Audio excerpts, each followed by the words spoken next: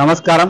ఈరోజు హైదరాబాద్ పాత బస్తీ పరిధిలోని ఫలక్నుమా డివిజన్ పరిధిలో మా మా కమిషనర్ గారు అయినటువంటి సివి ఆనంద్ గారు, అలాగే డీసీపీ మేడం స్నేహ మెహ్రా మేడం గారి ఆదేశాల మేరకు వారు ఇచ్చిన సూచనలతోటి వారు ఇచ్చినట్టు ఫోర్స్ ఏదైతే ర్యాపిడ్ యాక్షన్ ఫోర్స్ 99 బెటాలియన్ లోని బ్రేవో కంపెనీ వారు ఈరోజు మన ఏరియాలో మన డివిజన్ లో పెట్రోలింగ్ నిర్వహించడం జరిగింది.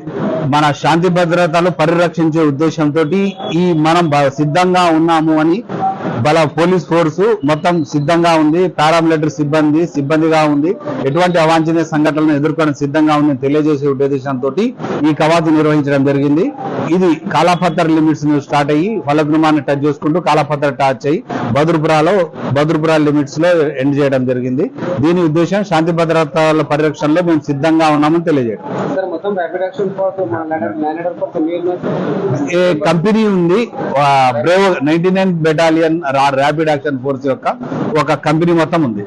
తగ్రీబన్ 100కు పైగా ఉంటారు. ల్యాండ్ ఆర్డర్ కూడా 50 ఉంటారు.